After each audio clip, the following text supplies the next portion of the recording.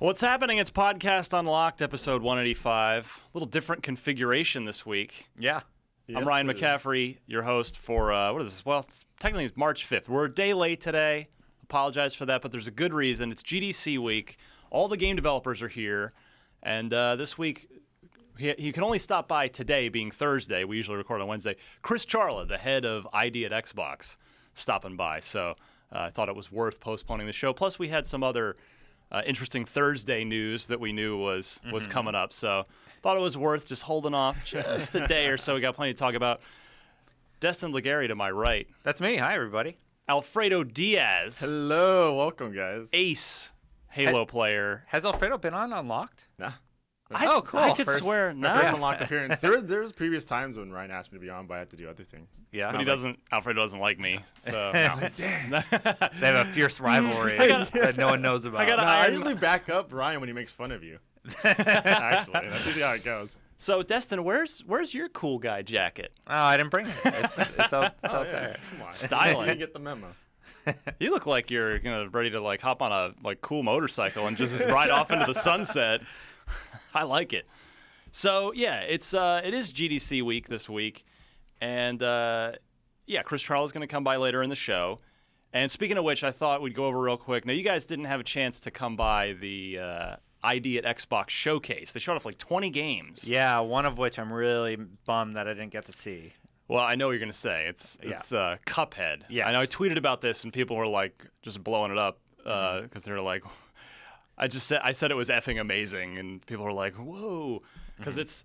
I mean, remember this game? It's the game if you're not familiar, it literally looks like a 1930s old Mickey Mouse cartoon. Merry Melodies, cartoon, and it's completely done by hand. All the art is done by hand. They hand drew everything, hand inked, hand watercolor backgrounds, and you can see it on the screen. I mean, it just looks incredible, and it's a Contra style game where you're Cuphead, this little cartoon dude with a cup for a head and kind of Mickey Mouse hands. It's an odd name for a game. Yeah, and it's you shoot with a finger gun, and you're dodging all sorts of crazy projectiles and fighting crazy bosses, and I think, it has the potential to be the next Limbo. I think it's that kind of a. I'm getting that kind different of vibe tonally.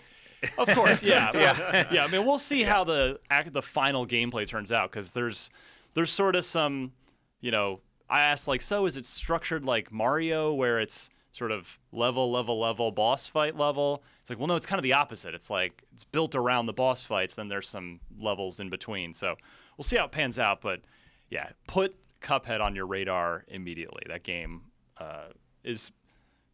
You can make the argument it's the prettiest game you've ever seen, because it's. I mean, It looks like a cartoon. Right. It's. I mean, it's. You can make the argument for prettiest game ever for a lot of games, because games have so many different styles.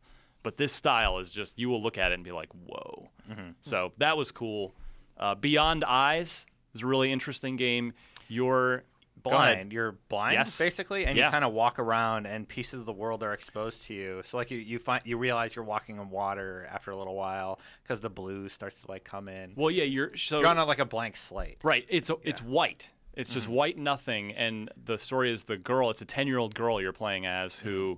It's a narrative exploration game. There's no combat. There's no anything like that. But yeah, the story is because the creator, a woman whose name I should have brought it in here with me. I'll have to get it for next week's show. But she was giving me the demo, and she's been working on it mostly by herself for a while. She hooked up with the Team 17 crew, the guys that make Worms, that sort of help with development and publishing the game. And yeah, so she could see at birth and then went blind, so she sort of has these memories of how things are supposed to look. So you'll hear something like what's a good example that was from the demo? Birds chirping. Right, but it turns out to be this big raven or something, not like a cute little bird. It'll change into what it actually is when you get close to it. So it's just a fascinating experience to move through. Yeah. That's cool. I think a game like that could really benefit. There's a lot of VR this year at GDC. Yes. And for me, I thought wow, imagine if you were playing that with one of those helmets on. You pretty much just walk around and discover things. It could be a really neat interactive experience. Yeah. So that was one to keep an eye on. Swordy was really fun. SW, like the word sword with a Y on it. Swordy. Yeah. It's a 4-player just brawler where it's top down and everybody just picks up weapons on the ground and tries to just kill each other. So super simple, but it's all physics based. So you pick up their like small swords, big like ball and chain maces, giant swords, and so giant swords you move slower. Right, the heavier stuff, and you have to like twirl, you have to spin the thumbsticks to build up momentum, because otherwise you're just kind of like bump, and you just bump a guy. Sounds but if awesome. you build up the momentum, you can just like decapitate someone instantly. So and you have a whoever loses all their, or whoever's left standing basically at the end of it. That sounds like a fun multiplayer Yeah, game. it was totally fun. Wow. So that was good. And then I'll mention RBI Baseball 15 only because I watched the trailer for that. I'm like, why is this on the list? It's literally the only Major League Baseball game we're going to get for the foreseeable future for Xbox. Are you excited? No. I didn't like it last year was its first year when Major League Baseball developed it. They have an internal team, and it's out on every platform from mobile to up to Xbox One and PS4. And it's, I mean, to be fair, it's meant to sort of be more of an arcadey experience that sort of harkens back to the original RBI Baseball on the NES, where you move around the batter's box and you move on the pitching rubber, and if you go, it's meant to be arcadey, but it's just it's got all the real stadiums, the real players, but it seems like it's stuck between the two worlds of like sim and arcadey. Like as far as the visuals clash with the gameplay, and it's just not something. I know it's something like $15 or $20, but it's just not. I don't know. I want a baseball. I want a baseball sim. Baseball games this hit isn't the PS4, right? Yeah. MLB The Show's the only one Where's- left. The only one. Why not anything for like Xbox at all? It seems strange. I heard. So this is just secondhand. This is hearsay, but I heard that you remember the exclusive deal that 2K had with Major League Baseball, because which they signed in response to EA screwing them out of NFL 2K. Yeah. Well, I heard that like 2K completely took a bath on that deal. Like Major League Baseball was like it's like they had their arm twisted back and was just gonna break it like Biff Tannen on George McFly, like just ready to, and so they were it was the contractual terms were really not favorable. Yeah, very one-sided, exactly. And so I just wonder if nobody else wants to bother dealing with Major League Baseball, whereas Sony's been dealing with them for a while. So I don't know, but who would even make it? You'd have to find some like good sports developers who know baseball. There's a lot to it, and the other thing is how much NHL games hold up though. I mean, the NHL, the Madden NHL games are holds good. up. Just No, they're baseball great. does not have But a game. The problem with baseball is there's no international appeal to it. Like Madden doesn't really have a lot of international appeal either, but it sells so well in America, North America, that it does well. But baseball, something like FIFA sells everywhere. Yeah, FIFA is FIFA's way bigger than Madden is because it's so global, and even NHL, very much a global sport. But baseball, it's like 2K sells very well every year. Which 2K? NBA. Oh, NBA, yeah, because NBA is super global. Like I heard that NBA 2K sells like 5 million copies in China alone. Jeez. Like so, it's just because the NBA's been growing so much over there. Exactly. In any case, it's the only baseball game we got. RBI Baseball 15. Can't say I super recommend it, but I also haven't played the final version, so that's caveat. That's just my impression. What else? Destin, we've got ourselves an Xbox One app, finally. App? I messed around with it this morning. It's really, really cool. It is solid. Yeah. It's solid. Looks cool. You have a really important... So you can download this. You just go to the Xbox One app area. And The Xbox store and just... Yeah, it's actually featured right now because it's new. It's featured... I mean, the super easy way is just literally say, and I'm going to do it for you right now, Xbox, Bing, IGN. Really? That should find it for you. If Yell you have a that Connect. like 5 times into your Connect, you'll probably get it. But Yeah. if you don't, just type in IGN into the store search field and it'll come right up. You have a really important note on here that I immediately was looking for and just used. It's not displayed visually, but if you press the view or select button, that's how you get the videos to go full screen. Yeah, we just screwed it up, basically. I forgot to put the prompt on screen. Yeah. Our bad. It's going to get fixed in the title update. But yeah, hit view to go full screen. It's really neat. You can queue up a bunch of videos. There's an unlocked channel, which hopefully, so if you're watching the show on your big TV on the app right now, hi. Yeah, Hi. And if you're not, give it a try. See if you wait, like. I should have recorded this. No, I'm just kidding. Justin, you had one job. So that's good. Big plans for that in the future. But yeah, I feel like we're off to a good start with that app. I mean, it was a long time coming, but now that it's here, I mean, you'll be able to watch E3 on there. All of our just because E3 Live runs all day now, and then Comic-Con after that, and Gamescom after that. So basically, IGN TV. Yeah. And, it was pretty crazy. I blew up a conversation with Mitch and Elena, and it was just like, wow, this is like where we're going. You know, like with every network's there now. Fox, CW's there. Yep. Everybody's watching on their Xbox, so we're Very right true. up there with them. Do we know It's the cool. transition time from getting a video up on IGN to the Xbox app? Immediate It should be Yeah, it should be immediate immediate, because it right? just Okay. pulls from our CMS video backend. CMS. Yeah. Yeah, that's awesome. Yeah. Well, you won't have to steal it either because it's free. Yes, This is a transition for you. I Ryan. like it. I'm ready. Speaking of stealing, you guys snuck away and played some heists with Rockstar. Yeah. John Ryan from our wiki Whoa. team came out. Yeah. We Jealous. snuck away. You know, I sort of disappeared for off Twitter and everything for at the end of the week last week, but yeah, we Tell flew me on out. everything. Well, you should read IGN.com, Yeah. but holy crap. I know a lot of people, I saw the comments like, oh, it's too little too late. I don't care anymore. Try it.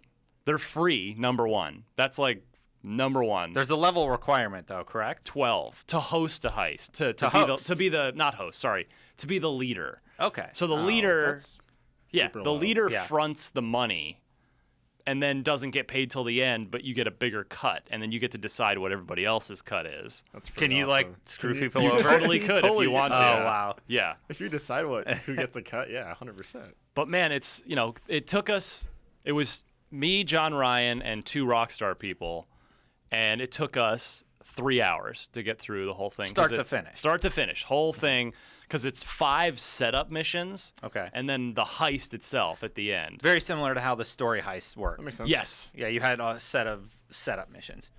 Yeah. I have so many questions. Like, if I don't have 3 hours to do a heist, can I do like part 1 one night and then part 2 the next night? that I actually don't know. Yeah. I'm not okay. sure because we just rolled it straight through. Yeah, really curious about that. That is a like good how question. That's how it saves your progress as you continue. But I do kind of feel like it's a little. I think it's going to have a Destiny raid like appeal where, because everybody can play a different role. Like one mission, because you have to split up a lot. Like Yeah. one time you might be flying an attack helicopter where other people are down in cars, and then switch it up, and so you can. There's a lot of replayability just for the different roles you take. Plus, it's the sandbox of GTA, so you can do it any number of different ways.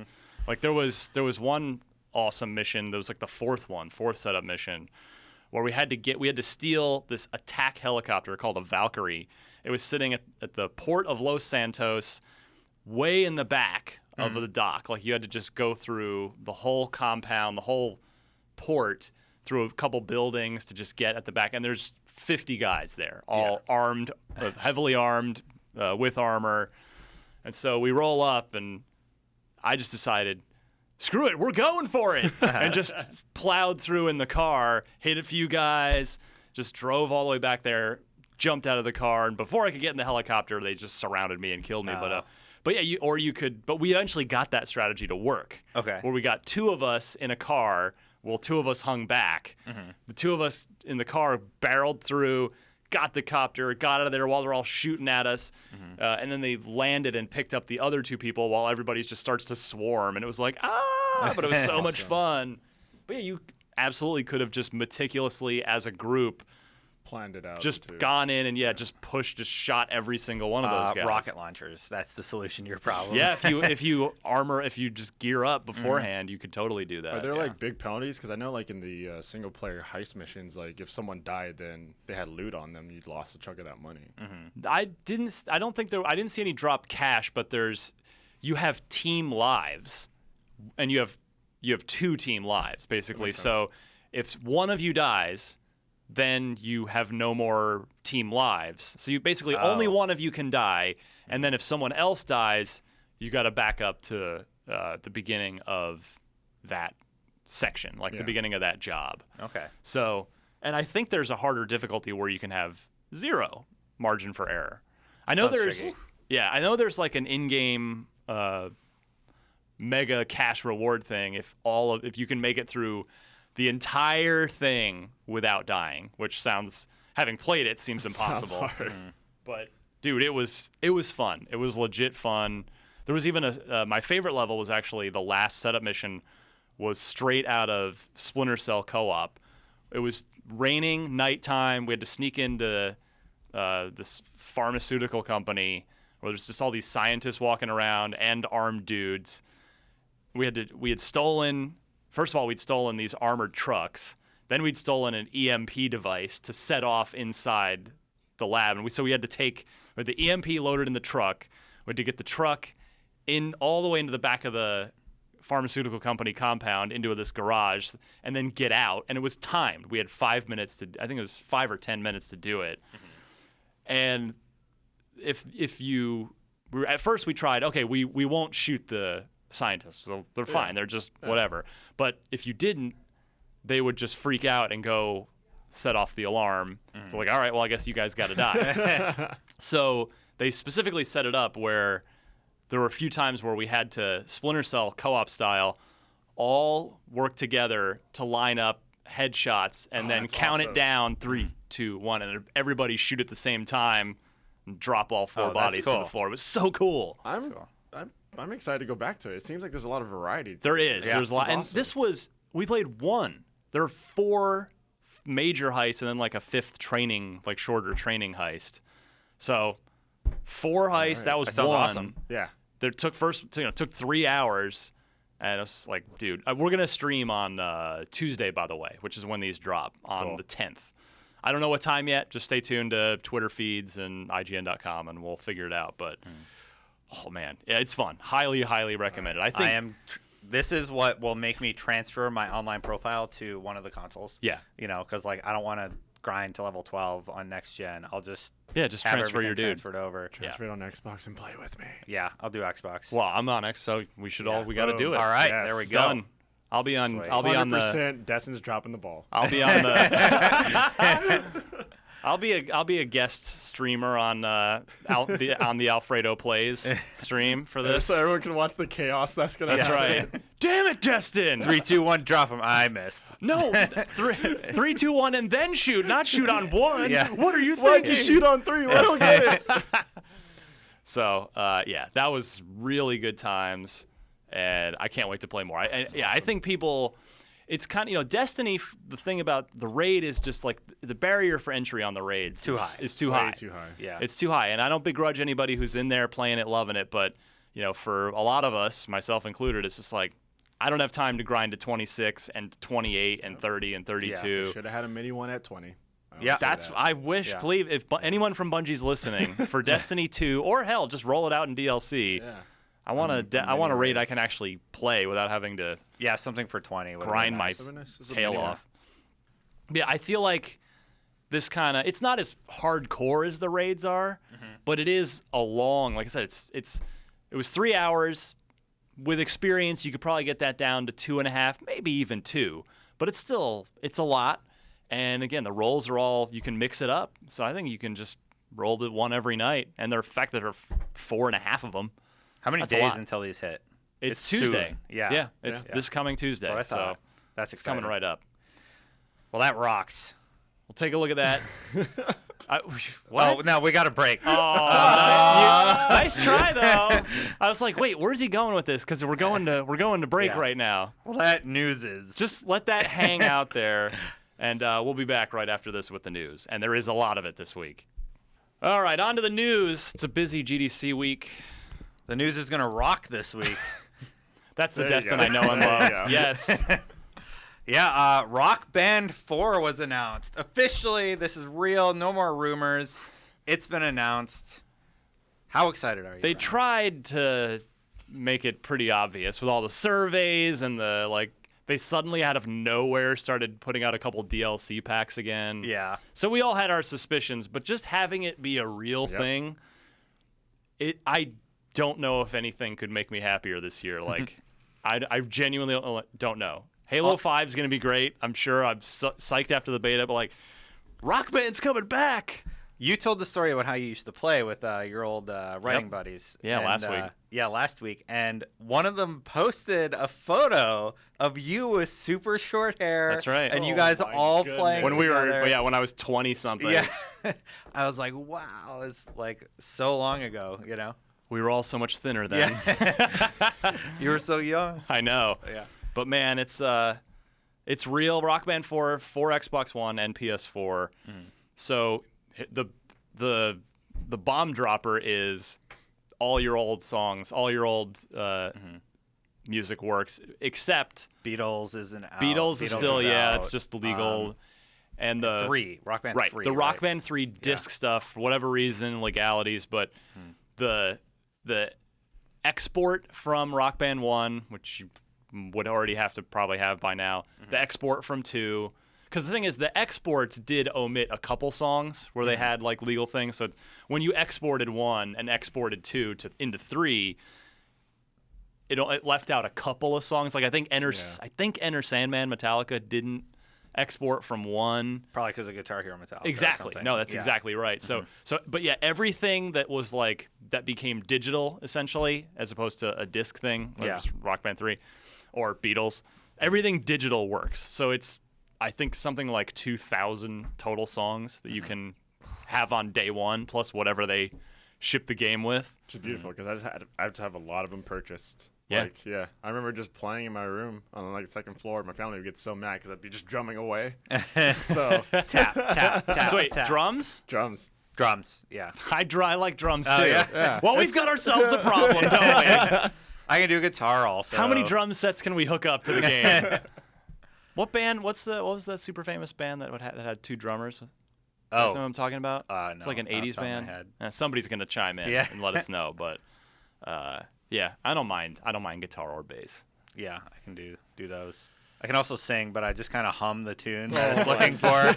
We're officially a humming band now. Yeah. But what about? Let's see. So what? They are. The instrument thing's really cool. Which part? The part they're working with Sony and Microsoft to try and make the old stuff work, but it doesn't right now because of like a weird way that the instruments communicate. The thing is, no PS3 accessories work with PS4. No 360 accessories work with Xbox One.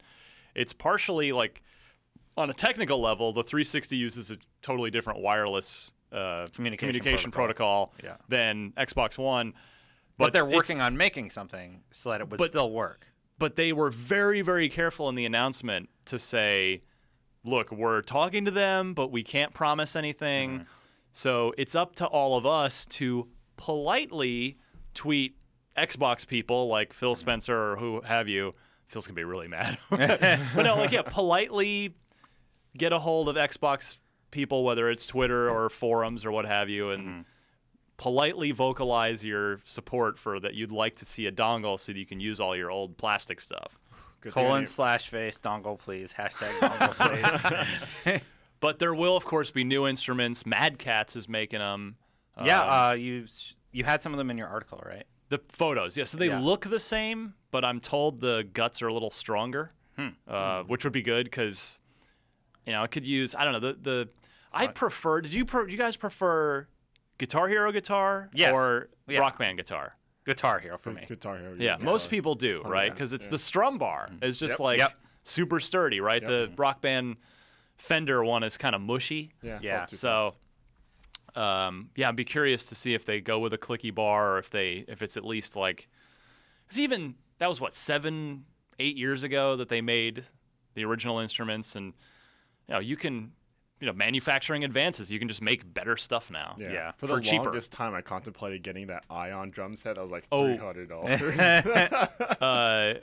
Yeah, we had one in the office back at OXM because we're just like, we're playing this game so much, we need this.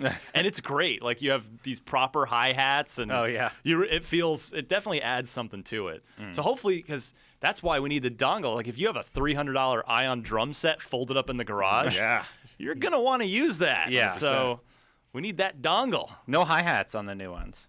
Well, not Just in the the four. photos, but I'm sure they'll sell them, or you can just plug in your old ones. I hope.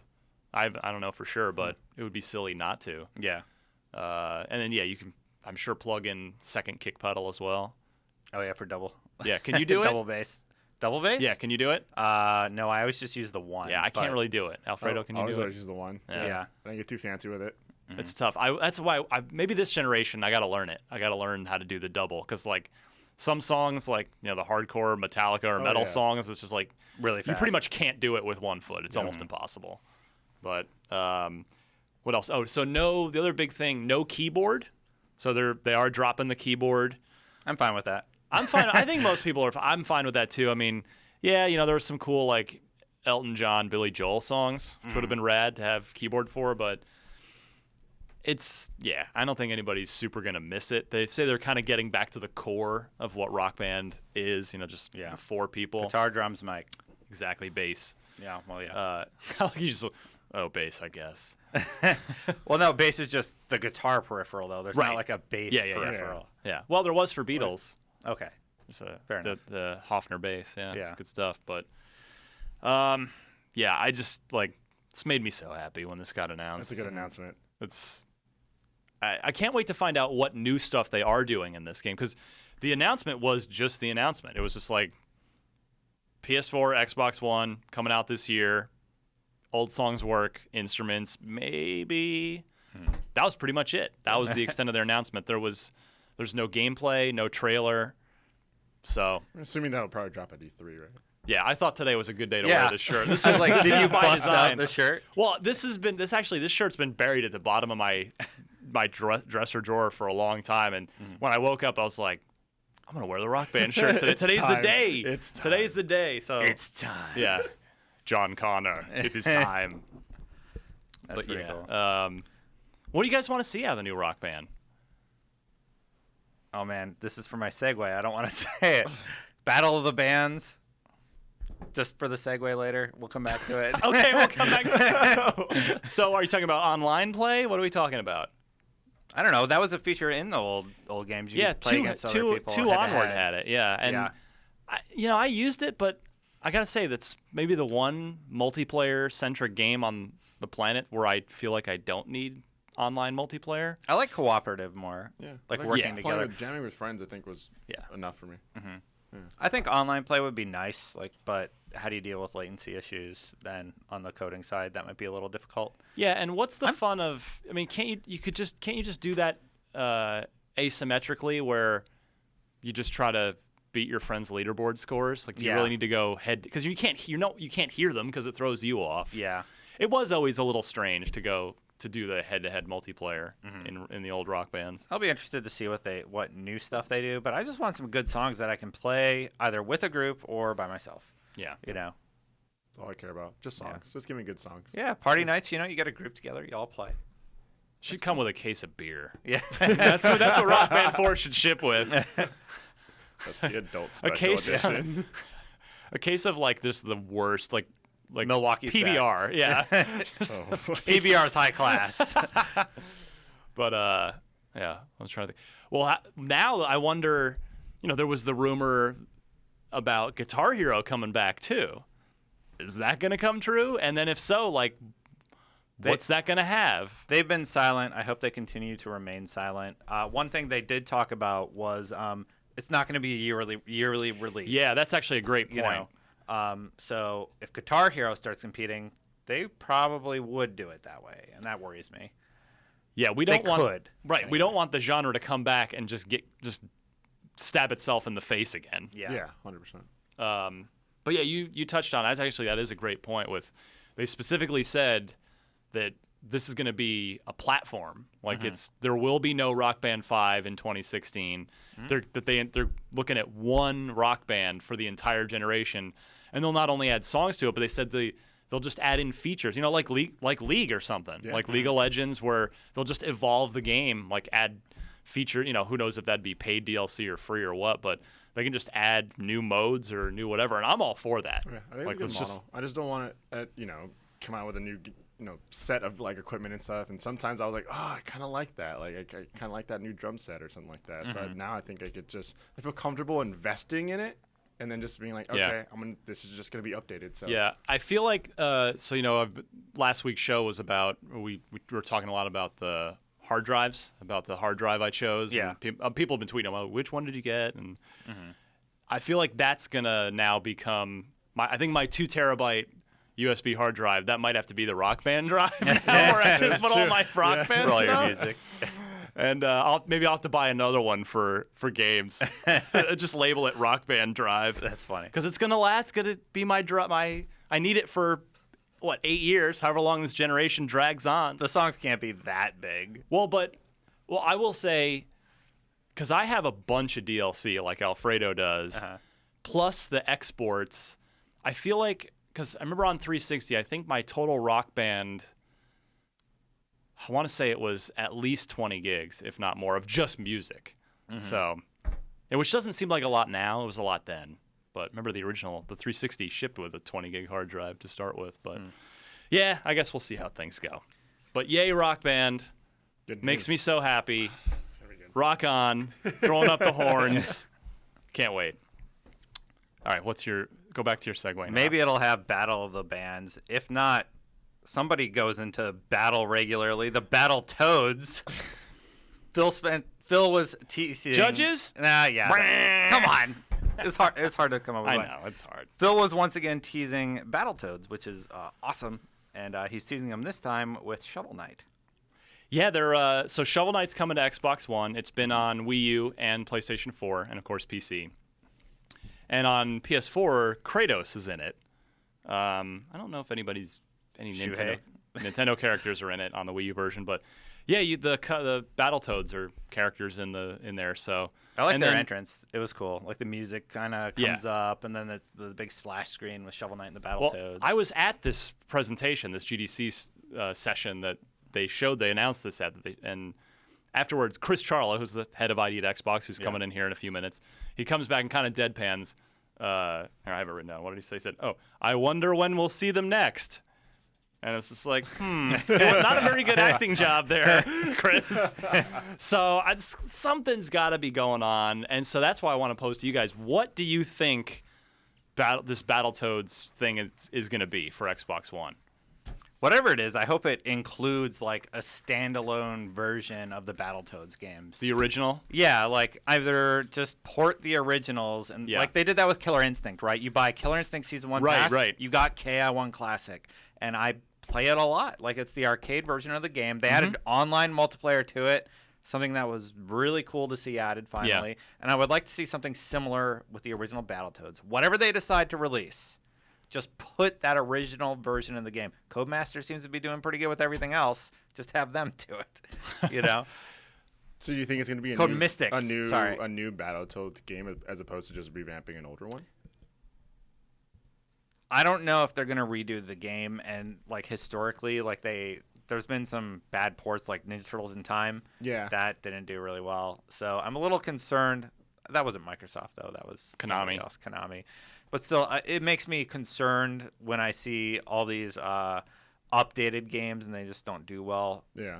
I don't know. I would like to see an updated Battletoads, but you'd have to sell me on it. Like Killer Instinct was great. If they could do that again with Battletoads, fine. What do you say? What are you looking for? I mean, that's Alfredo? what I'm thinking, right? I mean, Killer Instinct has been doing pretty well, it seems like. So I'm thinking it's going to be like a new Battletoads game, and then I think the icing on the cake would be, hey, here's the like older original Battletoads that you get to play.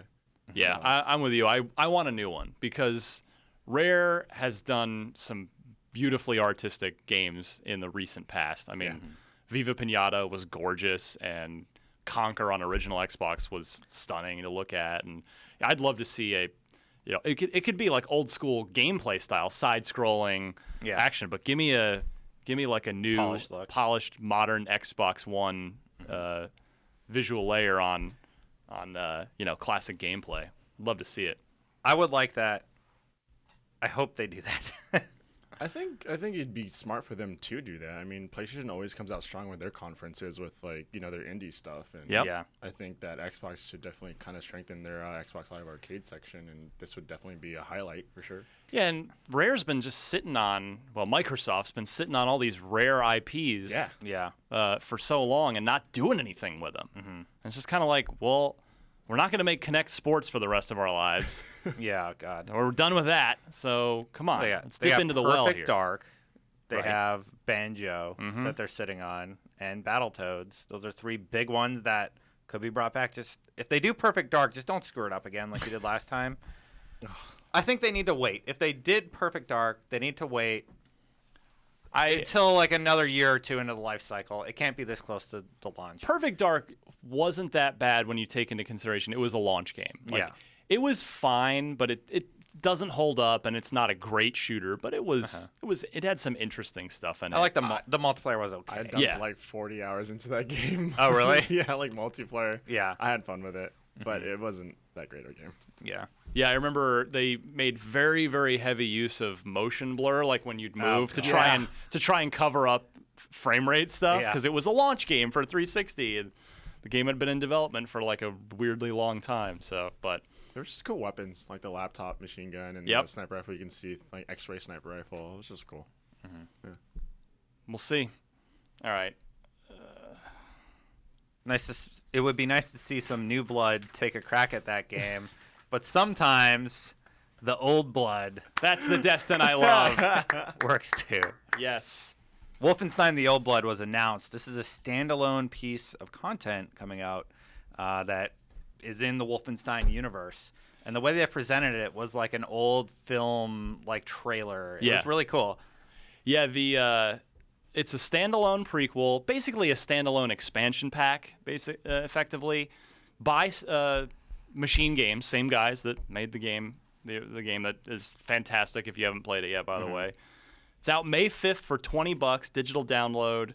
And here the description was, Part 1 sees B.J. Blazkowicz bursting back into the classic Castle Wolfenstein and going head-to-head with a, quote, maniacal prison warden in order to discover the coordinates of General Deathshead's compound.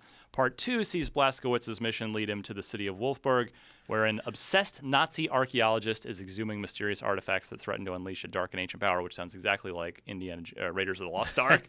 There's a great scene where like he takes out a boat, pulls out a shotgun he has hidden, and he starts sawing it off so that he can contain it.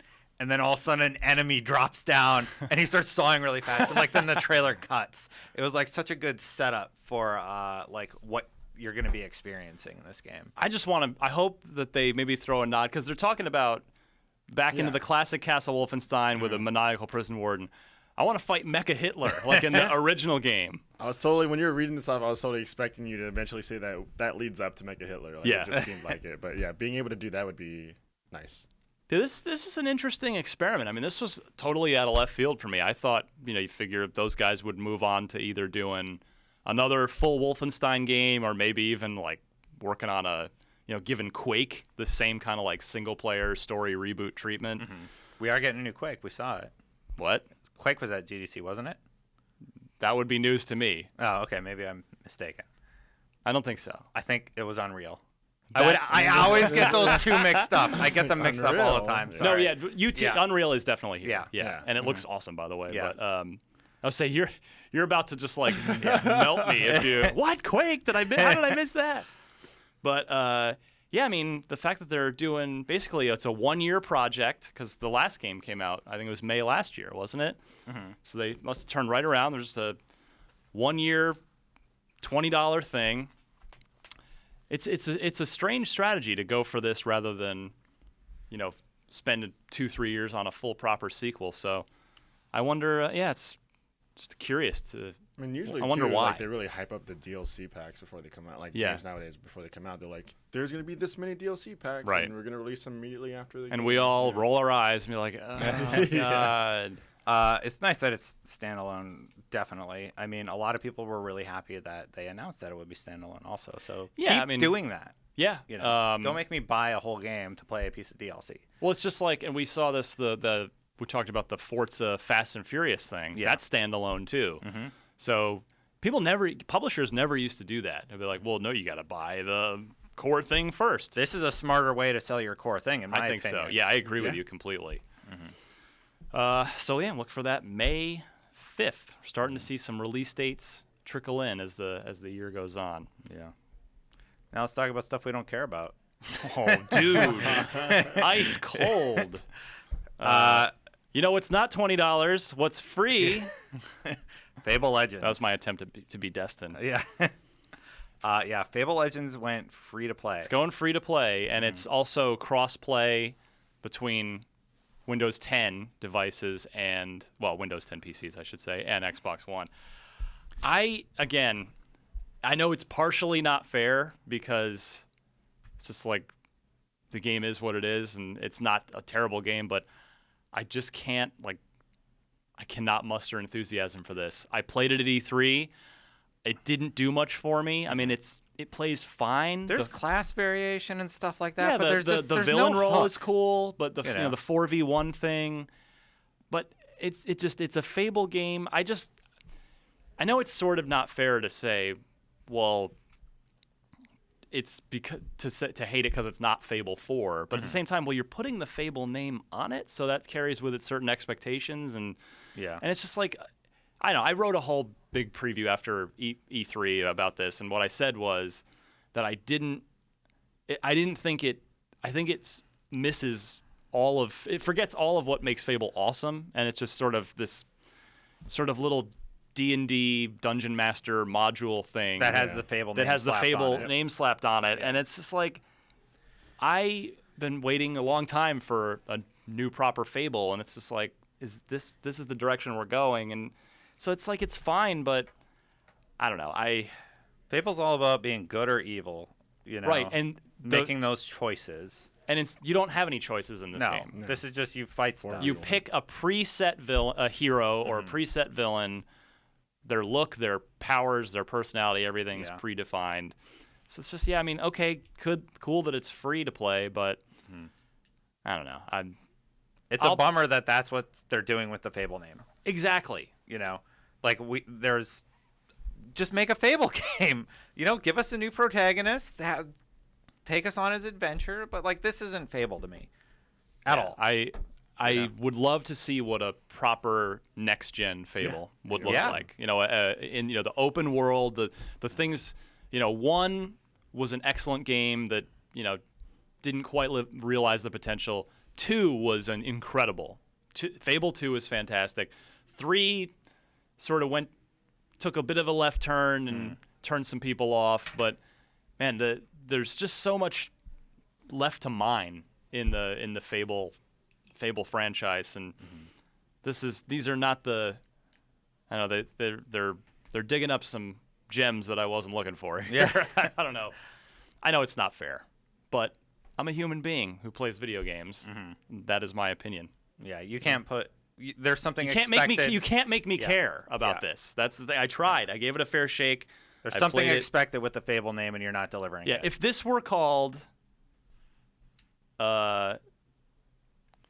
Dungeon Legends, I would play it and I would feel the same way about it. Like, I'd be like, okay, that was okay. There's nothing, but I wouldn't be. I don't know. It's just. I wouldn't carry my expectations for Fable. I wouldn't project them onto it. Yeah. If it were called something else. I think the Fable name kind of hurts it. Well, no, that's how it's going to sell. Well, exactly. Yeah. Oh well. Yeah, I don't know. Well, time will tell. I mean, the closed beta, you can go sign up for it now on their website. Give it a try. Everybody should try it. Maybe, there might be people out there that are like, yeah, I way prefer this to the old Fables. Maybe I'm just old, and the kids now want to play this free-to-play, instanced sort of 4v1 dungeon type thing. I don't know. I'm a kid. Maybe it's just me. I don't really want to play it. I appreciate you saying that. It makes me feel better. Oh, because I'm like, you kids today and your MOBAs and your nope, no thanks. I mean, I'm into MOBAs now, and then still with this, I was like, I respect it, but it's not. No, I'm not gonna touch it. Yeah. What was it? Was it Anchorman where it's like, I hate you, Fable Legends, but damn it, do I respect you? All right. Metal Gear, another Yes. big game. Moving down the list. This is a game I definitely care about. So excited for Phantom Pain, man. It's going to be really good. And now it has a date.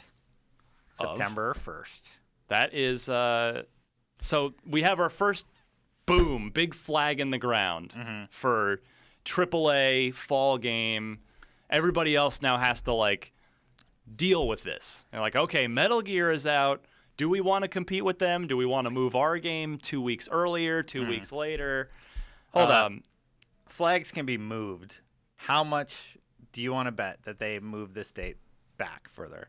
Do you think they're going to stick with September 1st? I It's mean, Kojima, man. you never He's know, fickle. right? Yeah, you never Yeah. know, but I'm sure. Well, the thing is, I think Konami. They need this? I think they're smart enough to realize as the Metal Gear is a big deal, but if they move back, they risk running into Call of Duty, Halo, Star Wars Battlefront.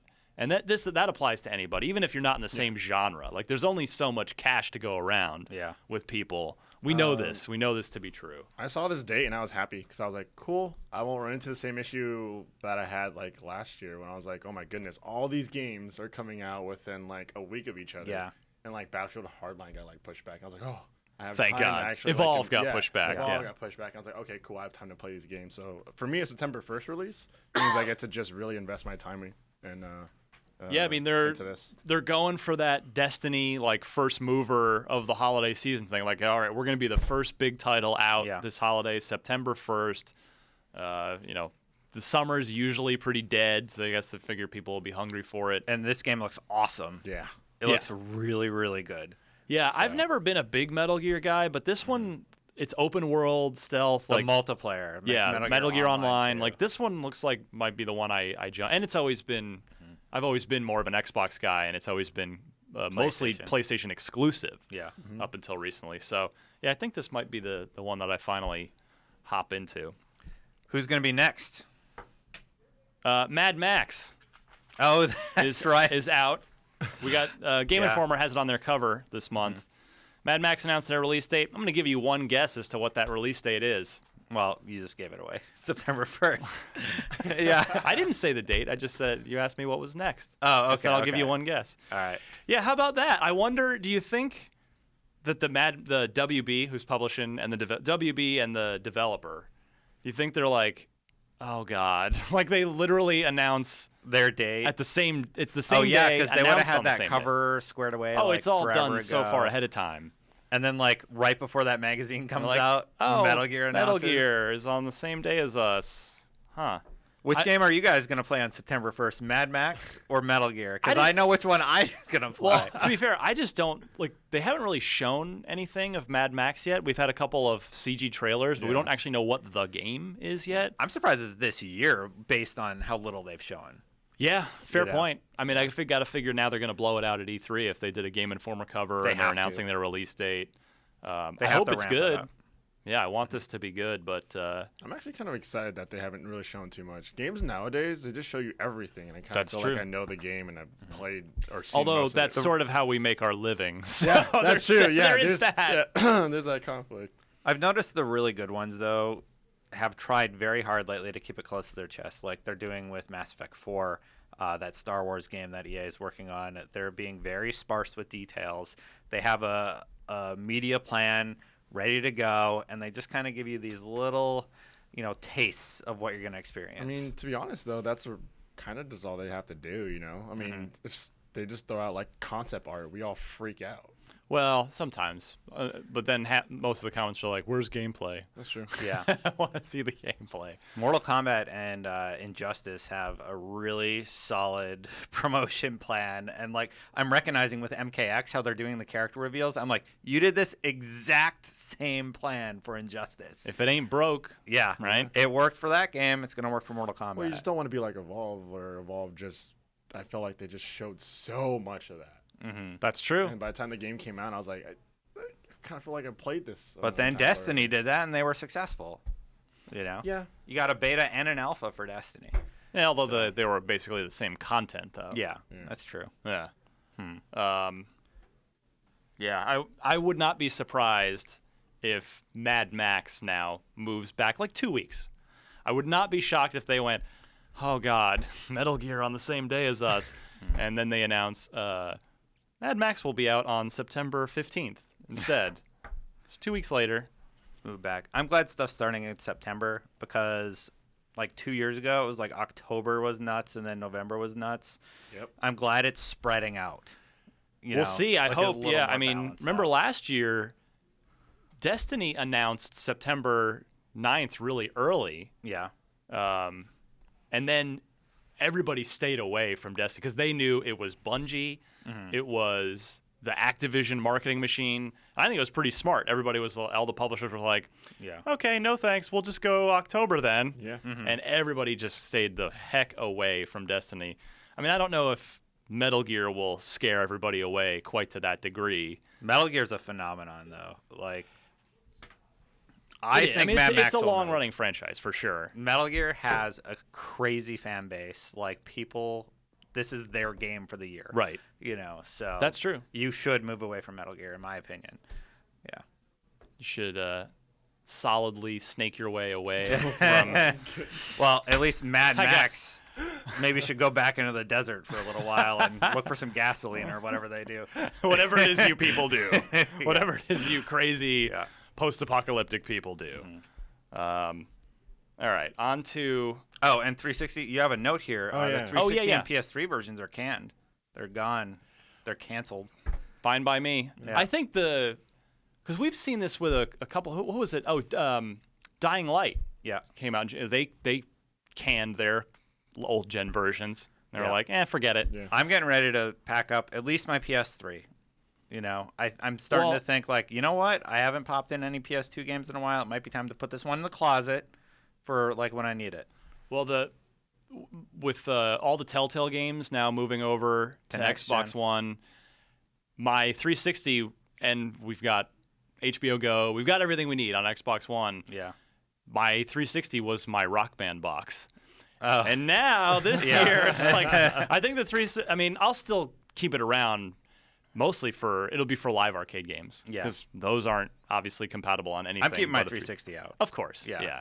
Got to keep it around for so many good live arcade games, but yeah, I don't mind at all about Mad Max losing its 360 version. The installed bases have just gotten so big so fast that I really think they're has. probably like, forget it, not worth we don't need those to prop us up. Exactly. What did Sony say? 20 million recently? Yeah, I think so. Yeah.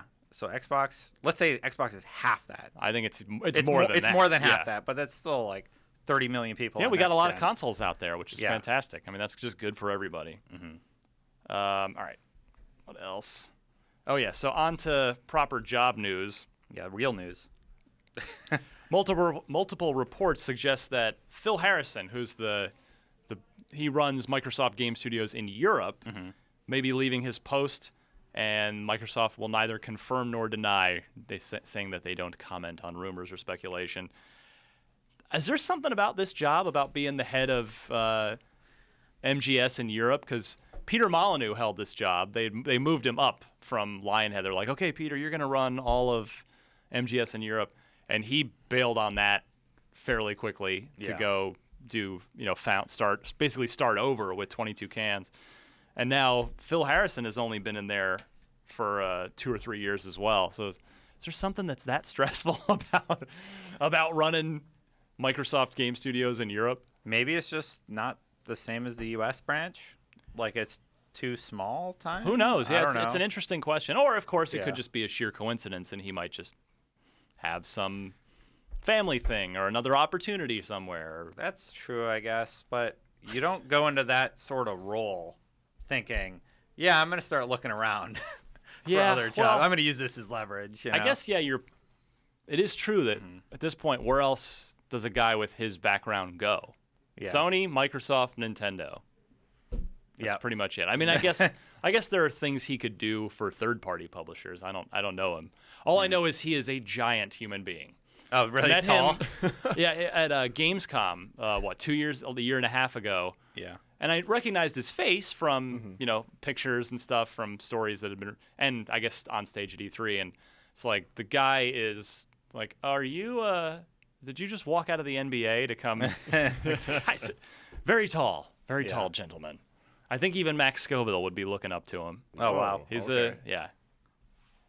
Man's huge. Well, if he is moving on, I wish him the best. That's Yeah. all I can really say. Yeah, I don't even know. I just thought I'd pass this along because everybody likes to. Our Is listeners this like a whisper or? Well, it's multiple outlets are reporting multiple sources claiming Okay. this, but I guess they're no confirmation or denial, but I hope Phil sounds like knows. it's probably happened. Yeah.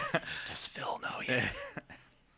Well, at least we won't be able to. We won't. If it is true, we won't have two Phils to get confused about anymore. true. Just Yeah, that's Phil true. is Phil Spencer, Yeah. and there'll be some other person who's running MGS. I've done that. Phil Spencer, Phil Harrison. Yeah. Just call everybody Phil. That's the safe move. Exactly. This next story is it's a silly thing, but I'm happy about it. Okay. Xbox One controllers for PC, they're gonna get a wireless adapter, so you don't need wires anymore. Which is nice, yeah, because it's a lot easier to buy a wireless Xbox One controller at the store and then just grab the adapter. Yeah. And then you can use it, of course, back and forth between the systems. You don't need a cable getting in your way. The controller design in general, I kind of have a complaint with the actual cable that plugs in. Yeah. It's like this big rectangle part. Yep. And I've seen a lot of the controllers break or at least get really loose there. Yep. And I think it's due to the design of that cable. Yeah, I mean, they're not. It's like they're totally not meant to ever be plugged in wired. Like Yeah. they're just made to be wirelessly in your hand all the time. Yeah, like I'll plug it in because it also eats through the battery pretty quick. So I have it plugged in often, and I'll leave it on the coffee table. And if it falls off or something, that cable, because it's such a huge rectangle, it gets like bent. I know this is like a dumb little thing No, to hey, complain it's- about, but It counts. I think they should Controllers aren't adjust cheap. that design choice. It just doesn't feel secure. You plug it in and it like wiggles around. Yeah, and, that like, too, oh, and it bunch. keeps I'm just coming like, that doesn't- unplugged and in the yeah. middle of the game, so your controller's unplugged. I'm like, because it moves like a little bit. Come on, Yeah. yeah, it's a strange little thing. Yeah, this wasn't a surprise So at all. I'm happy about the wireless adapter. But yeah, this definitely wasn't a surprise. They released one for 360 as well for PC, so that you could use the wireless controllers on PC. Yeah, no price or release date given, but I'm sure it'll be comparable to whatever it costs for the 360 wireless adapter Yeah. on PC. It's a good option to have. Yeah, every controller should have it. Couple of announcements. Go ahead. Do PS4 controllers work on PC? I think so, but I'm not positive. Because I know with Xbox 360, you just plug in a wired one and it works. And I Yeah. still use a 360 controller because it just feels that is the perfect controller still. Even with the Xbox One controller in mind, it's still my favorite controller of all time. That's fair. Yeah. It's a good. They nailed it. Everything but the D-pad. Yeah, That is the one thing that Xbox One you D-pad got me rocks. there. Yeah. Couple of announcements from Phil Spencer this week at GDC. Elite Dangerous, which is a fairly popular game done by Frontier, which is the same people that did Scream Ride that's out this week. Elite Dangerous will make its console debut on Xbox One this summer, which is what Phil announced at his GDC talk this week. The PC version got a pretty good review on IGN, like a 7.4. These So, guys are good still score. at conventions supporting Oculus Rift support for their game often. So Nice. I wonder if maybe that has something to do with them coming to Xbox One, because Xbox did say they're working on a VR solution. The right? HoloLens, yeah. Yeah. We've got but who knows? It's just, more games are good. Love Yeah. to see Phil signing up more software.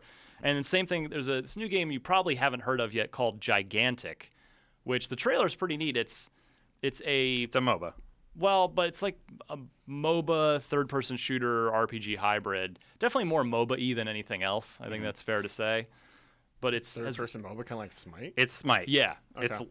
a lot like Smite. Okay. yeah, really cool art style, and it's cross-play and cross-buy. So if you just buy it on either Xbox One or Windows 10 Yeah. PC, you can play it and own it on both of them. So That's awesome. I like that. Yeah, the developer's called Motiga. It's made up of a bunch of like old MMO developers from other studios. So The way the game is played is your team and another team fight, and you both have these giant like gods. yeah, you got to on bring each them side. down. Yeah, and you complete objectives, and then if you do that, something hits the other guy's god or whatever, they fall down. You get to hit them and damage them. So it's kind of a team-based objective strategy. It's MOBA, very similar to a MOBA. It sounds very strategy. MOBA-like. Yeah, Yeah. 100%. La la la la la MOBA. Yeah, it's fun. No, they're it did getting a sound lot cool. smarter with how MOBAs are presented. Like Yeah. League of Legends and Dota are just too daunting for me to tackle. And like with Smite, I've played Smite.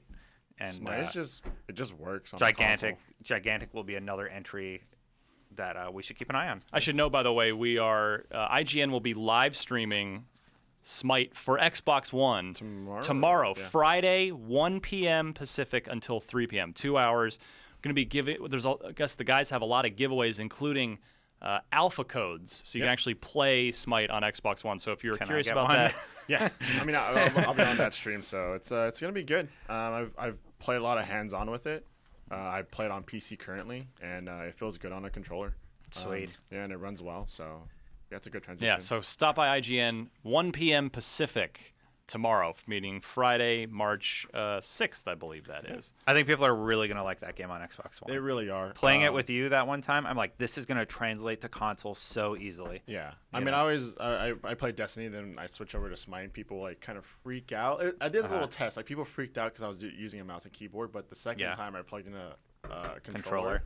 And I was like, no, I'm playing it with a controller. And they're like, oh, like, where's, like, let me download this. Yeah. And, like, it's not on Not yet. on a console yet. Gotta wait a little bit. Yeah. Yeah. It's a third-person camera that really, like, makes it easy for people on console to get their hands into it. You got anything for this one? For the transition? Yeah. No. Talking about MOBAs and Gigantic. I love watching you struggle through these.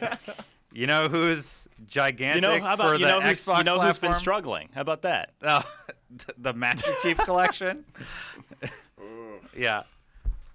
Hopefully this helps.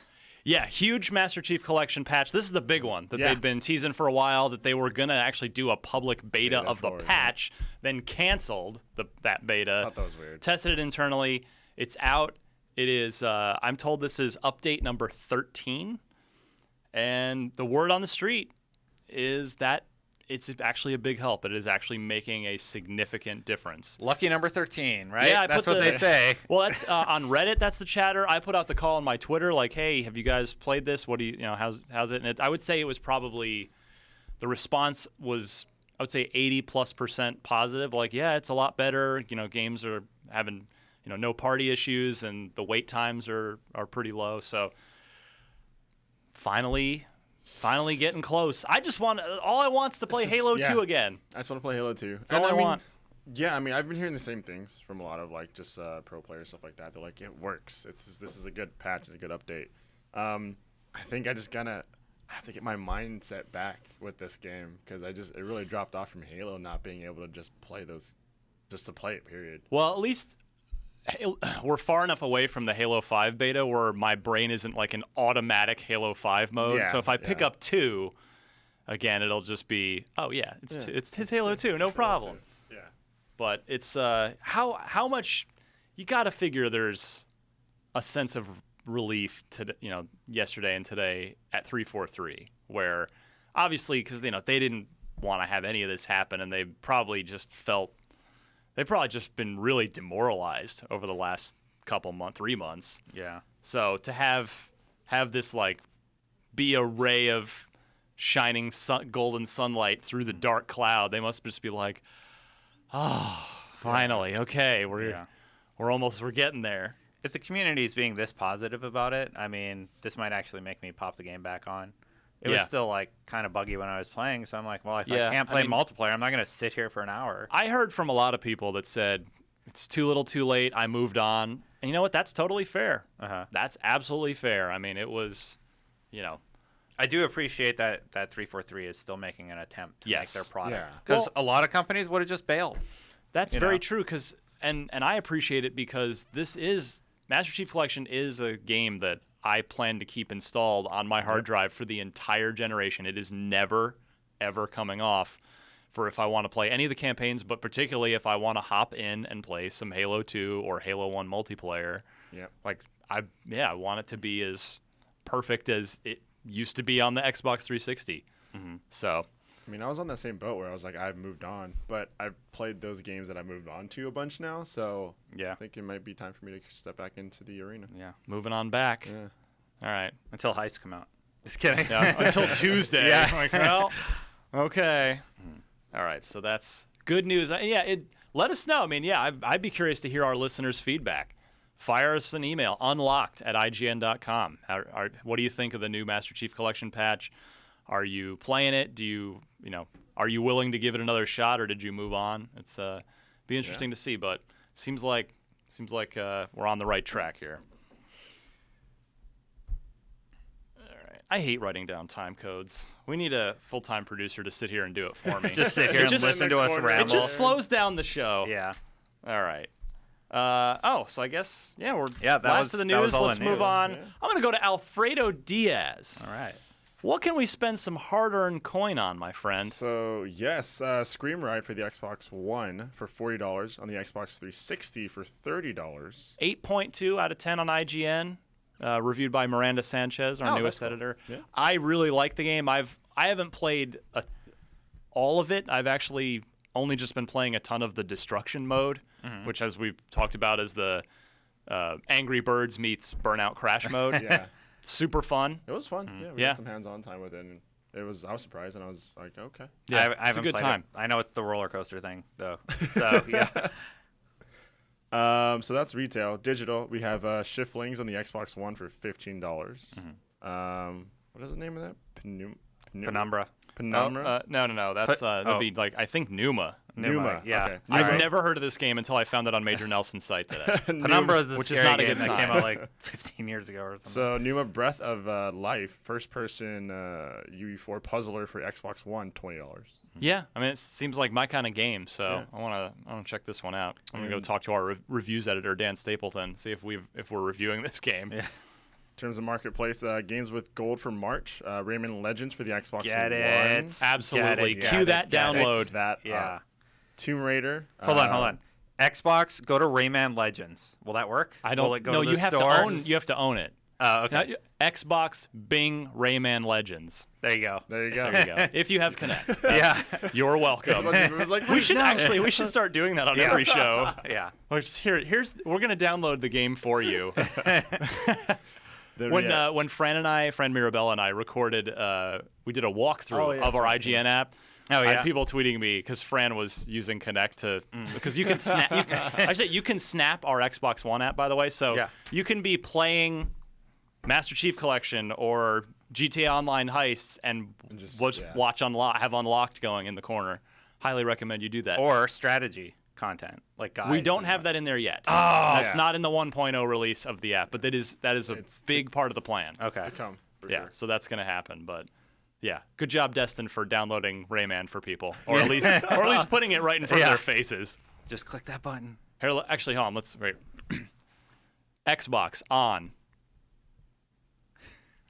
Wait for it. You gotta wait like Just wait 30 seconds. Wait a little bit for it to boot up. Hold on.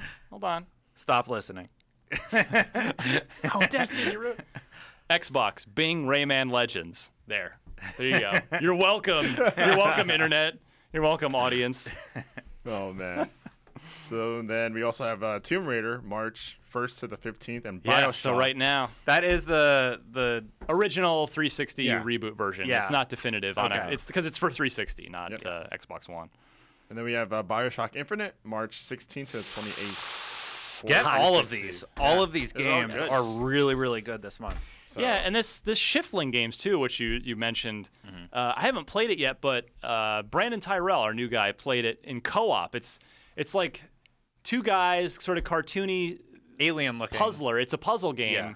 where you're in spacesuits and you're sharing this like oxygen line between you, and you just like push the, I don't know if it's supposed to be gas, like flatulence, and that's the joke. I don't remember, or if it's just oxygen, but you pass the air back and forth to like make one of you blow up and float, and the other one, not. more dense? And then that's how you navigate the puzzle. So it sounded like a cool game. That's an interesting interesting. concept. Yeah. Yeah.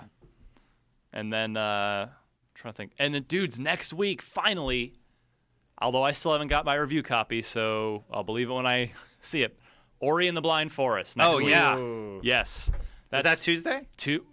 It's Tuesday or Wednesday. Okay. One of those two. Yeah. So we've been waiting for that one for a long time. It debuted at E3. A bunch of us played it. You played it, right? Yes. Did you get a chance to play? Well, I it? watched Marty. That's right. That's right. That's right. I watched Marty play it. Yeah. It was the scene where you like run up and get away from the water, and then yeah. Everybody at IGN that's played it really, really likes that game, including me. So I'm stoked to review it. I'll have the review up as soon as I can, because if I don't get the review copy until the day before it comes out, I'm not gonna be able to get the review up on the day it comes out. But I'll do the best I can. Review in progress for Ori and the Blind Forest. No. Won't be doing that.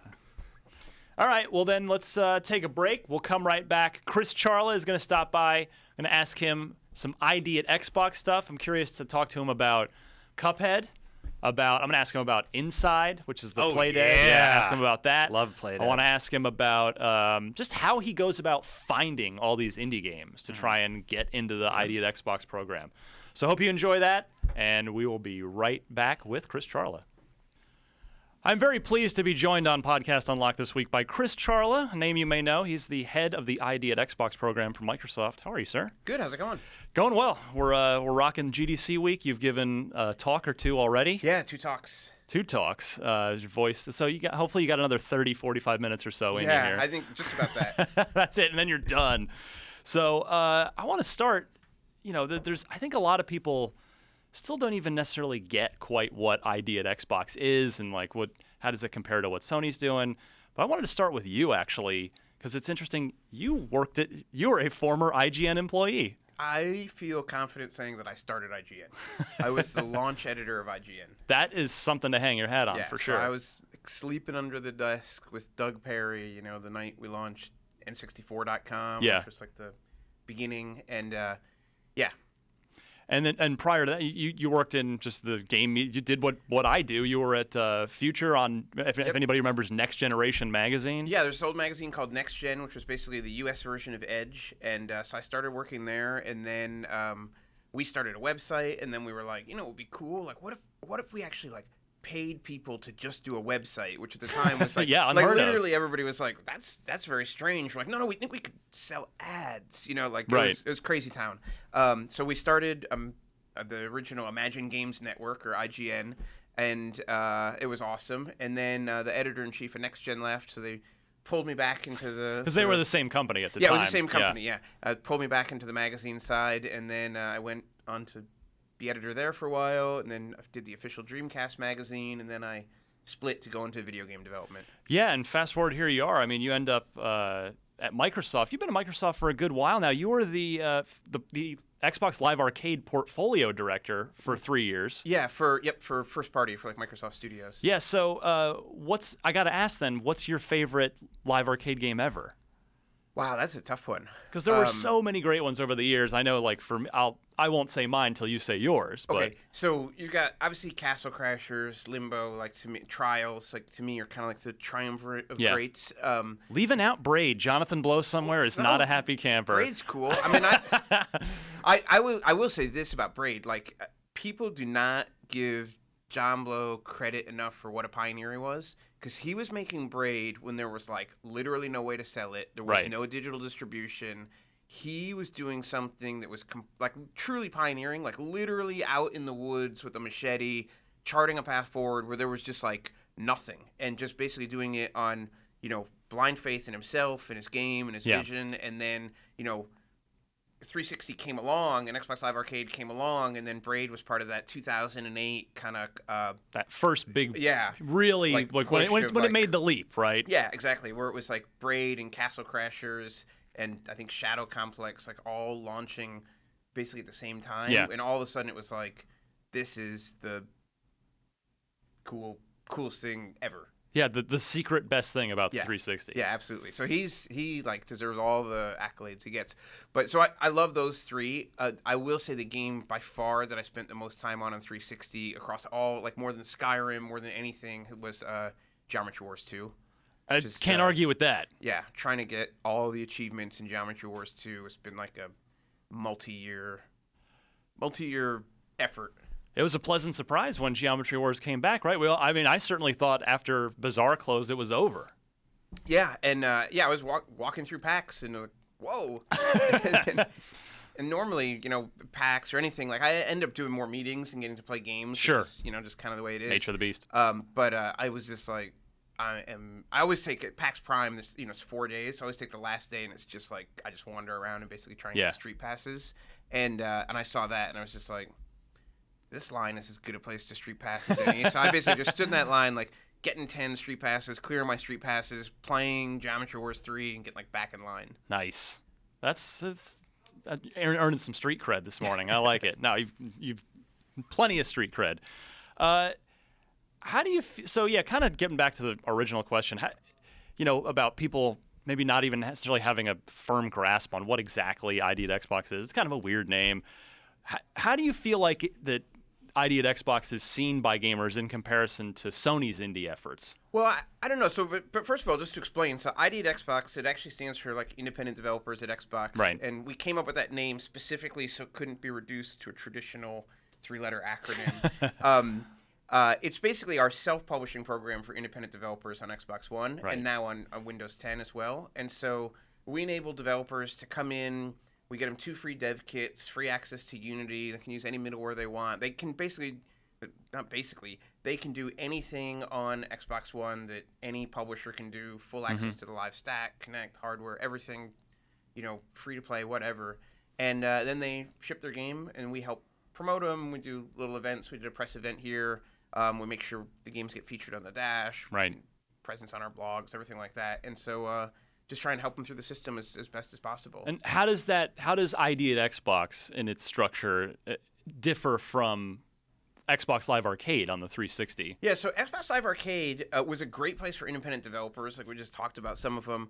The difference was that you needed to work with the publisher, and that was kind of a reflection of both the tools and technology on the back end of the Xbox 360, and a reflection that, Xbox 360 was really architected in like 2003, 2004, right. and so it was just a different time, right? And we saw that over the 360 era, like independent development, obviously the scene like changed really dramatically, and developers like a John Blow or the Behemoth, like they didn't need a publisher, Yeah. And so ID at Xbox was really kind of grew out of our desire to figure out, okay, so what do we do with independent developers and sort of small form digital content on Xbox One as opposed to Xbox 360? How do we, look at our approach and figure out how to change it? So the hot topic has always been pretty much since day one is this parity clause. Phil Spencer has addressed it repeatedly. You've addressed it repeatedly. Where are we with that now? Does it even still get talked about internally at Microsoft? It gets talked a lot more on internet forums than anyplace else.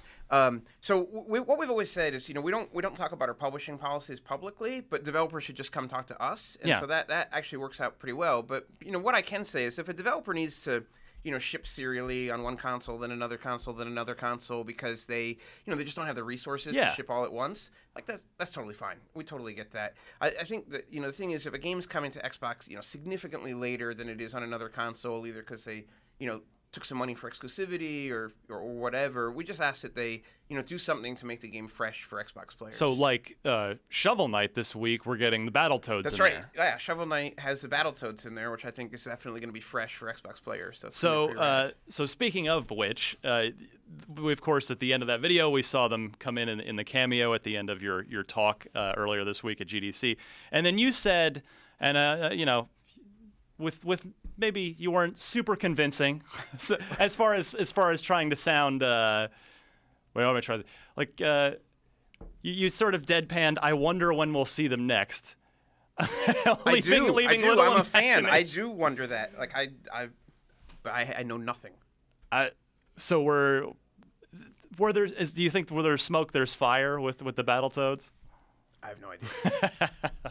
It would be right. A guy's got to try, right? I'm curious, what's your process for discovering indie titles? I mean, do you let the pitches roll in? Are you on the road? Do you physically go seek them out, or do you have Skype meetings online? I'm kind of curious what you do. It's literally all the above. So, developers apply to the program, and we talk to them about their games, get them dev kits. At the same time, like we go out to shows all over the world, whether it's like a show like GDC where we're meeting with a ton of developers, or PAX Australia, And then we get a ton of referrals from developers who are already in the program. Like, hey, my friend just left a big studio and he's starting something up and it's really cool and you need to check it out. And then we get the introduction and do the Skype meeting and everything like that. Is there a referral bonus? No, there's no bonus. But, people are enjoying their process in the program, so they're excited to get their friends in there too. Have you, obviously without naming it, have you signed anybody this week? While you've been here at GDC? I mean, it's not like, I probably signed a bunch of contracts this week because I do it online. Yeah. But those are just like the standard, kind of publishing contract. It's right. not like we're a publisher signing developers to like a deal. Like we're really part of the platform, and we're there just to enable them to get their games out there. Right. So if we see a game that's really cool, obviously we want to make sure the world knows about it. A game like Cuphead or Beyond Eyes, something like that. But we're not like really a gate. Like we're really there to just help all developers get their games onto the platform. Right. Well, I'm going to ask you about both of those games you mentioned actually in a little bit. But first, I'm curious. Just as you work at Microsoft, you're immersed in all these independent games all day. I'm just curious. What's a typical day like? Like, walk me through a day when you go to the office. When I go to the Do you not, or maybe you don't go to the office? No, Walk I go me to through a work day for you. No, I go to the office. I usually get into work around 7:30 or 8 and do email as furiously as possible till meetings start around 9. Right. And then we have meetings that are everything from looking at games that have come in and, seeing like, hey, is this cool? Is there something, we want to, should we reach out to these guys? Like, what's going on? To meetings that are very like,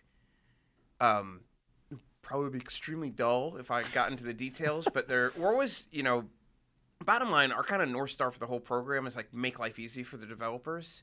And so if there's something that we see as like a little piece of friction, we'll be like, if we change this policy or this internal process a tiny little bit so that, once this step happened, they didn't have to do anything until that step. Mm-hmm. Like we could carve 30 hours out of the cert time. And then it's like, okay, well, that's a change in process.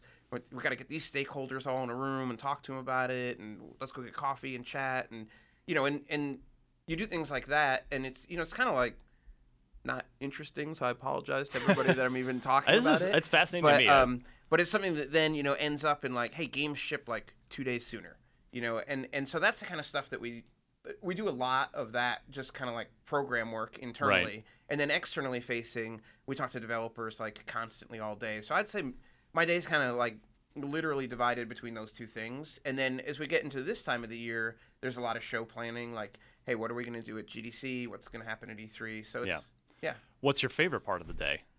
When I get to play games, like when I get to, like, oh, there's a new build, check it out and push it to your box and play it. Like, but I like all of it. Like, I feel, like I don't even know what word to use, but like sometimes I gotta pinch myself because it's such a cool job. Like with the IGN Xbox team, we're all really cool people. We get to work with, great people at Microsoft, great people outside of Microsoft, and the program has so much support inside Microsoft that like, it's ridiculous. So when we have those meetings where we're trying to work on processes and stuff, like it's never like, oh, you got to do this. Come on, please, please, please. They're always like, hey, you guys are the ID guys. Like, what can we do? How can we help? And so it's like, there's always a lot going on. There's always a lot of challenges to the job, but like, it is like the greatest job in the history of mankind. You guys are like the hip and cool team inside. I don't know if I'd say that, but like it's a pretty fun job, and like we have a good time for sure. So what's you guys showed about 20 some odd games here this week at a showcase. What have you been playing on your dev kit lately? I don't know if it was anything we showed. Might be other stuff, but we showed some really cool games. And the thing that kind of blew me away is, as we're getting ready for those kind of events, there's a lot of spreadsheets, like making sure we have the right builds, and do we have the video ready, and does the video say Xbox at the end? Just typical stuff. Sure. And then you actually get to the event and you see like all the developers setting up their games and like just the variety and diversity of what was there. Where on the one hand you had the new RBI Baseball is like actually made by Major League Baseball, which is amazing.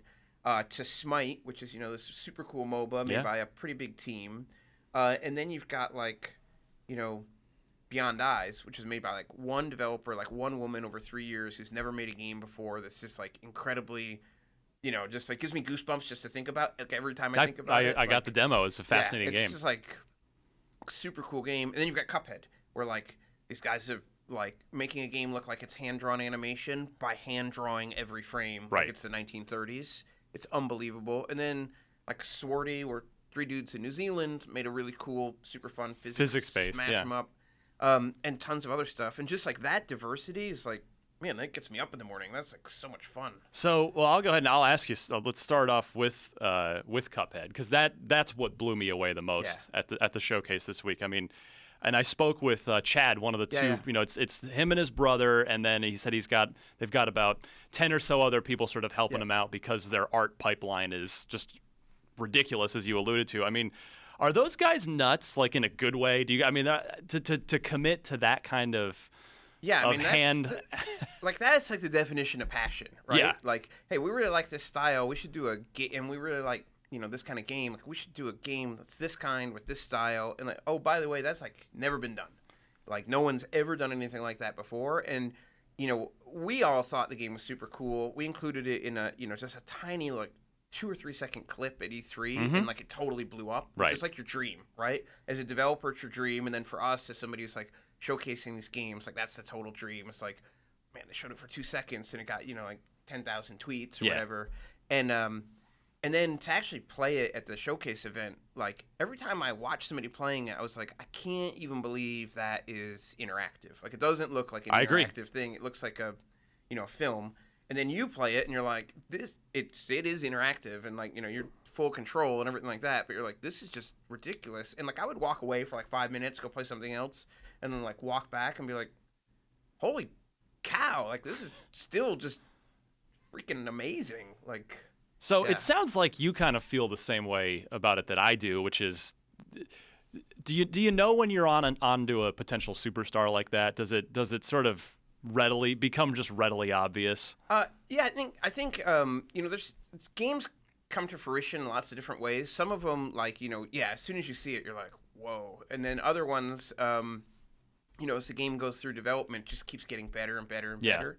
So it can go multiple ways. Do you think a game like Cuphead can only be done as an indie game where you have these two brothers who quit their jobs and just completely commit to doing this insane, meticulous, hand-animated process? Like, could that even be done by a traditional, 200-person AAA development team, or does it need that sort of insane commitment to it?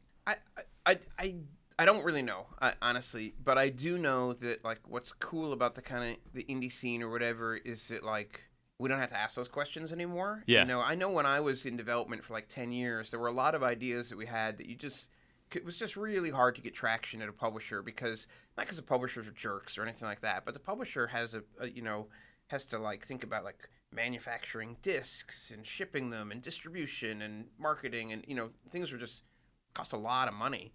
And now with digital distribution, like it's easy, it's just like the barriers to entry are so low that you can take a flyer on something and completely devote yourself to it, and then realize like huge success. Yeah.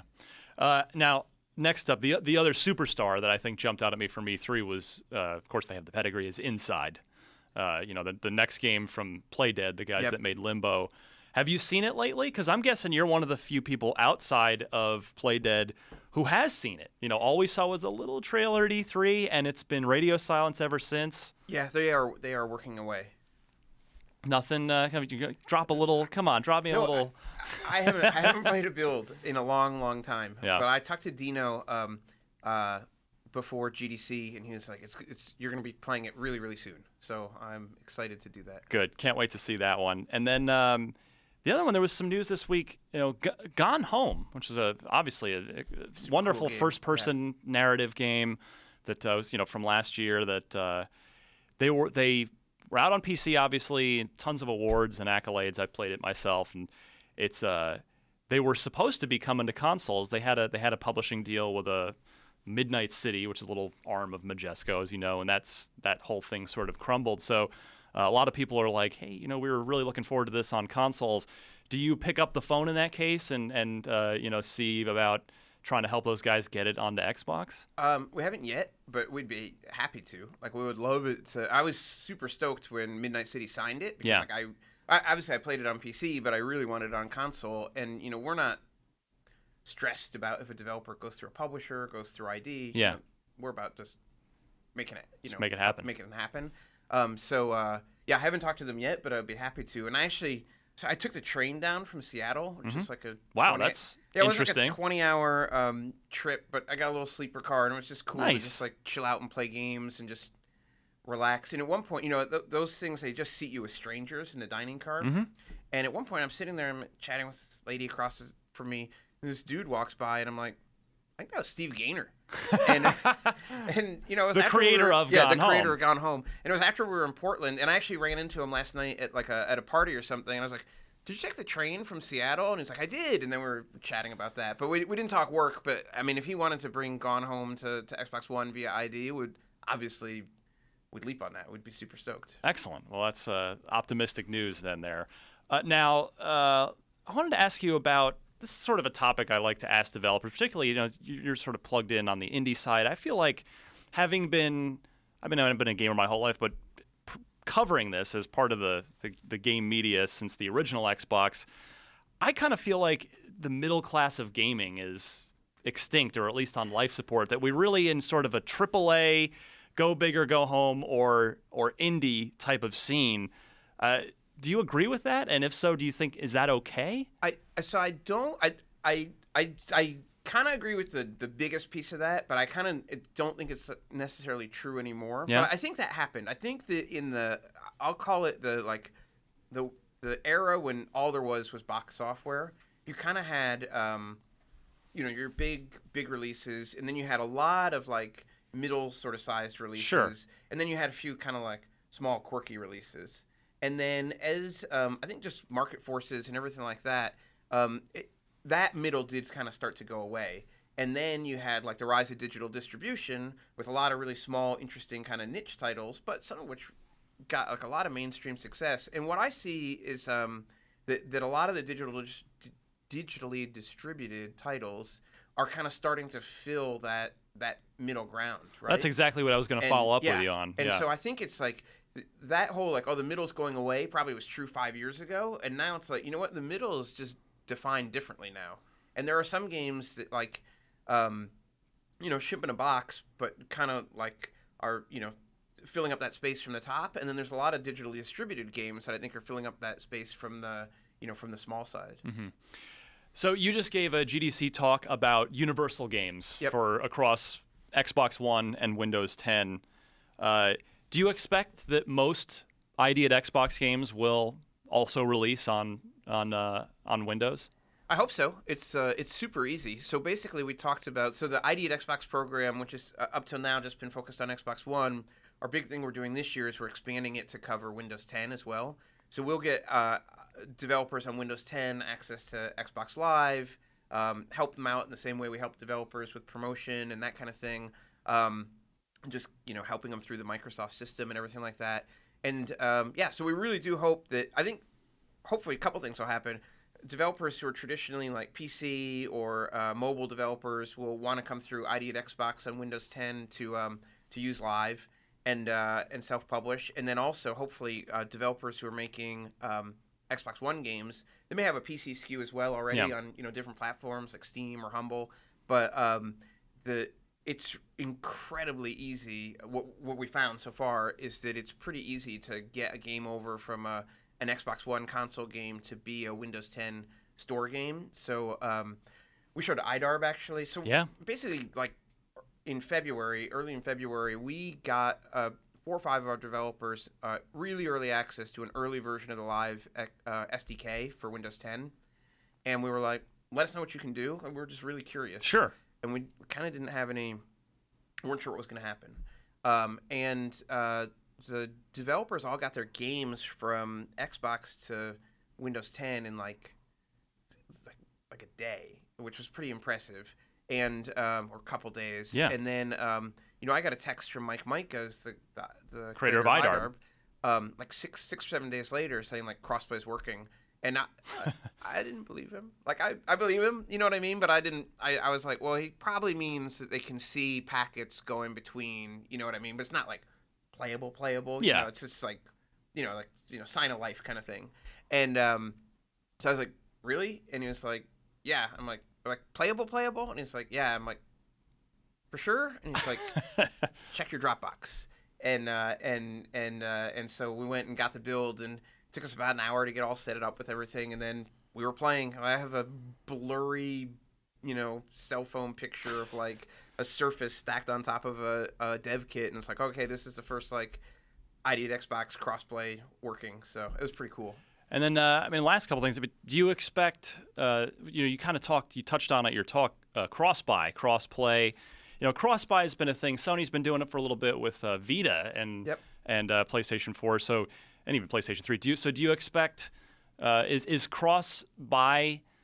Do you guys make it super easy for developers to do that? Yeah, absolutely. If they want to do it, they can do it.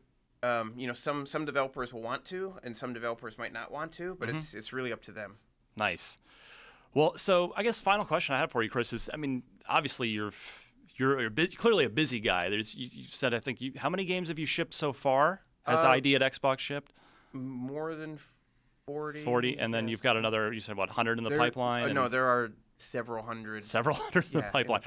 So what's the goal, let's say 3 years from now? Where do you want the program to be? What's the goal? So I think 3 years from now, what we really want is a really sustainable ecosystem for developers, where a developer can ship their game on Windows 10, ship their game on Xbox One, and know that, hey, your game, not every game is a hit, not every game is a success, but if my game is good, it's going to sell well, and I'm going to be able to keep doing what I love. Like, that to us is like the most important thing. Like, make sure players have access to a huge variety of cool games, and make sure developers have a really, rational, sustainable ecosystem where they can like sell great games and keep doing what they love.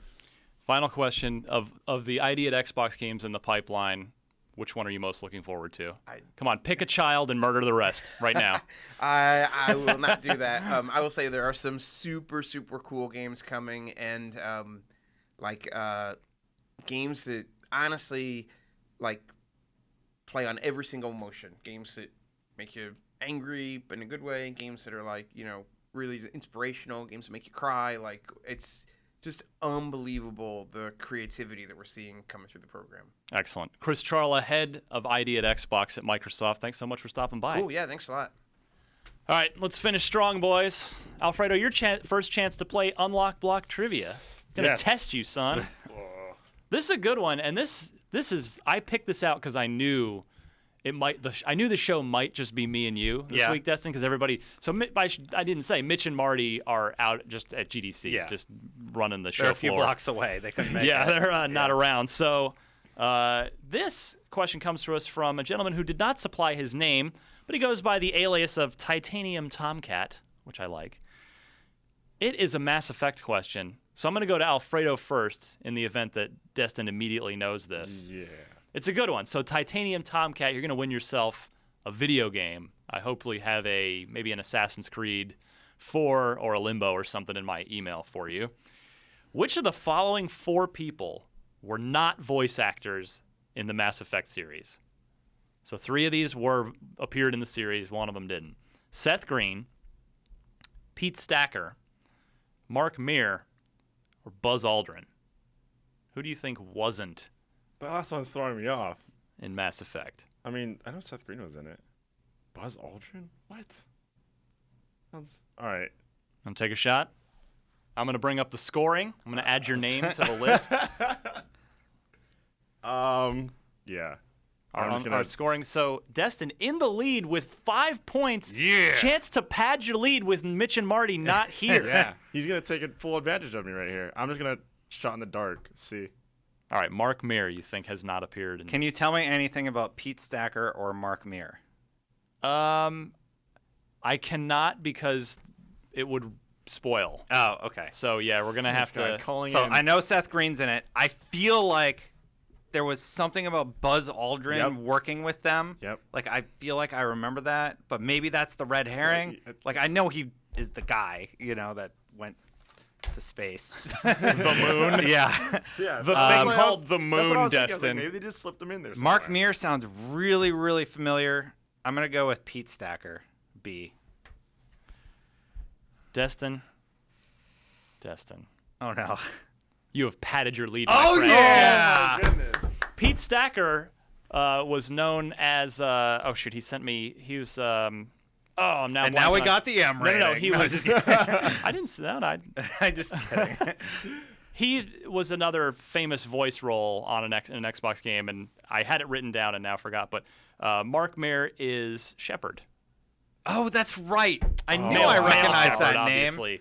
And of course, Seth Green is Joker. Yeah. And Yeah. Buzz Aldrin appears, whatever, spoiler, it's been forever. Yeah. At the very, very end, the grandfather, in that very last scene with No way. Yes, that is. Oh wow. I only knew that because I actually had watched all the credits and saw him in there, and I was like, Buzz Aldrin, that's weird. Huh. So, yep, good job, Destin. Buzz Aldrin's not a great actor. I don't think they were looking for him to turn in an Oscar caliber performance. True. They just, So good stuff. If you would like to be cool like the Titanium Tomcat, send your Xbox trivia question, include 4 multiple choice answers, note the correct one. Email it to me at unlocked@ign.com. And we'll play again next week. That about wraps it up, gentlemen. Let's plug IGN Prime real quick. 2 things to plug. Prime, big one is, of course, no ads before videos, which is worth the $30 a year on its own. But we also got, we'll get you free games every month or so, beta access from time to time. IGN Prime helps keep the lights on, keeps us employed over here. We appreciate if you support us that way. And in return, no ads on videos. And so, yeah, go to ign.com/prime for that. Alfredo, plug yourself, my friend. Where can we find you? What are you up to? You can find me on Twitter at the Alfredo Plays. What am I up to? Just streaming video games. They see me streaming. And you're on Twitch as well, right? Yeah, that's twitch.tv/Alfredo Plays. Nice. Yeah, it's a bunch of games all the time. All the time, every night. You have a second job at home. Pretty much, yeah. But it's just fun to connect with everybody. Yeah. know, so Yeah, good stuff. Destin, what are you working on? Where can we find you? I think I can say that the first video and the thing that I've been working on that I haven't really talked about, we're doing Mortal Kombat fatalities, and they're just All of them? big not all of them, but all of. So we're starting with Kano. All of Kano's fatalities Yeah, are ever. gonna be ever. are gonna Anytime be- Kano has appeared in a Mortal Kombat game. Yeah, they're going to be put together and released next Friday, and we're going to do this as a series every Friday. We have That's some really awesome. cool stuff lined up, That is So, fantastic. yeah, really awesome. and I'm probably going to go back and throw in the new ones. So, Sweet. Hell yeah. There's a little tease of what we've seen of the new one at the end of his, but I'll let you guys watch it and just kind of enjoy. It's almost like watching history of the series, you know? Yeah, like I really man like it. learning to walk. Yeah. Man learning to fatality. Yeah. Jack's learning to fatality, or Kano. And we can find you on Twitter, of course, at Destin Legary. Yep. You can find me at DMC_Ryan. And yeah, the stuff I want to plug. So IGN first for this month. We've got Firewatch this week. And next week is going to be another really, really cool game you probably don't know much about Can you yet. tease? Can you tease anything? I'll just let it be. Okay. Just let Monday morning roll around and it'll be fine. All right. It'll be good.